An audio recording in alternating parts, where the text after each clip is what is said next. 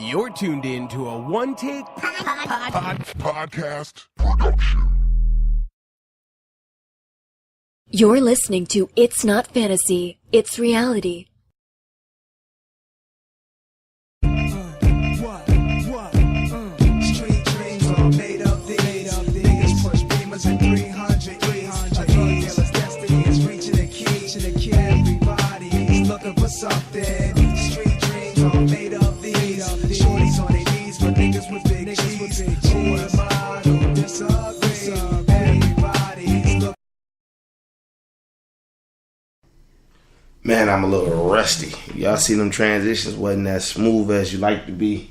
But I'm back. Y'all know what it is. It's your boy, Jim Shoe Johnny. Man, I know I had like 2 pauses in there that was like, what in the world is he doing? Man, I've been gone for a minute. The ruler is back, though. It's time to get back on my regular grind, on my work grind. Been working 90-something plus hours at the regular gig. You know what I mean? I finished off last week with 99 and a half. But never give up on my fantasy, people. It's getting close. It's getting close to that time. That time of year that we love the most. Y'all know how it go. It's getting close to draft week. I got my big draft coming up on the 29th, National Draft Day. How ironic is that? Big boy league. Shout out to all my players in that league. Been in a couple online leagues lately. And already getting irritated, man. Like, we're going to start this show off with a rant. And then we're going to get straight into some players that's trending, players that's staying stable. And just not understanding. Now, first of all, everybody got their own rules they live by when it comes to fantasy football. We all know this. And we're all okay with this. But someone, for the life of me, please explain to me who created these cardinal rules that we must live or die by. Like, for instance, last night, I'm in a league, we drafted. And I had first overall pick. So, I play around with that. I took AP with the first pick. Could have went plenty of places, but I took AP. And I think the guy with the 4th pick or the 5th pick jumped up and took Andrew Luck. And then it's like, the comments start coming through like, what the fuck? Why'd you take Luck so early? Cardinal rule number 1, never draft a quarterback early. Who wrote that rule? Fantasy football is all about getting the best player available for your team. Then the guy responded back and said, well, you never take quarterback early. It's so deep you can find a valuable one later. And I say, well, what's wrong with him taking the quarterback first? He's getting the best available player. And in the league that we're in, the scoring is 6-6-6. If you don't understand what that means, it's 6 for passing, it's 6 for rushing, it's 6 for receiving. It's not a 4-6-6. It's a 6-6-6.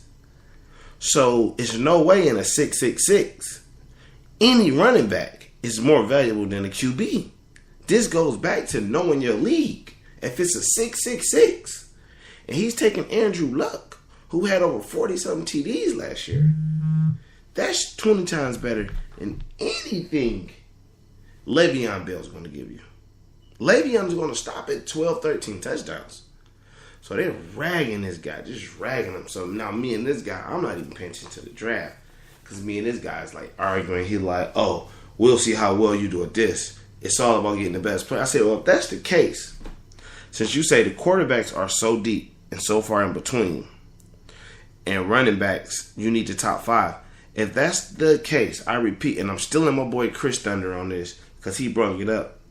The tight end should be the most coveted position in all of fantasy football. I know y'all looking like, well, how does that make sense? Think about it.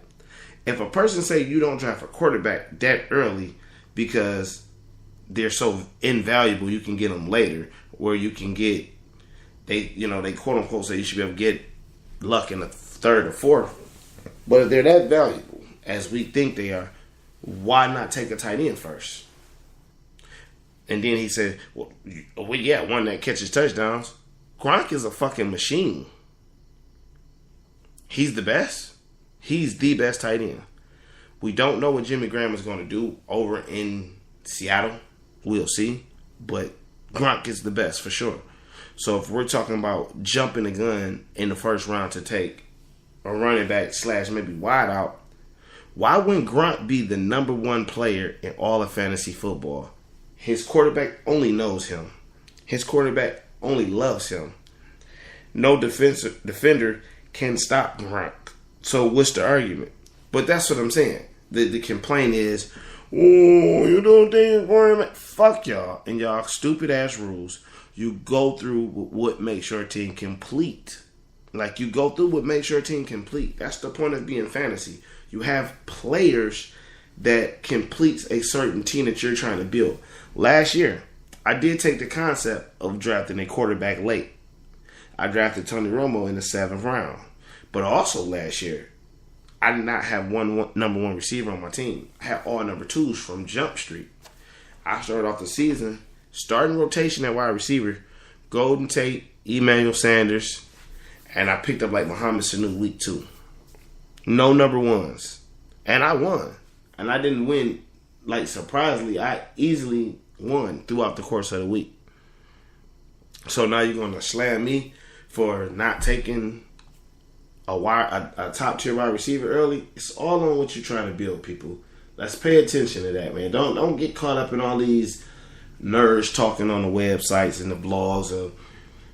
All you should do this, man. Pay attention to that scoring system, and you get what works for you. You get what works. I should have took Luck with the first overall pick, but I didn't want to have him in this league. I want to try my hand with Adrian Peterson, because in all these years of fantasy, I never actually played with Adrian Peterson. I have had the opportunity to own him last year, and of course, we know what happened with that. So, let's get into some of these drafts. I drafted 3 times this week. Starting to notice a little trend. Peyton Manning is sliding down, folks. So, if you feel a certain way about Peyton Manning, you may be able to get him. Peyton is on a downward spiral. He's going, I've seen him go no later than 5th round. Yep, 5th round. I've seen him go the highest 3rd, which was by me, because I picked up Peyton and Eli, because I'm like, you got to have one or the other. There's no sense of not getting one. You build your team around certain players where you can get depth. And if you can get depth in certain spots, you can build your team around certain players.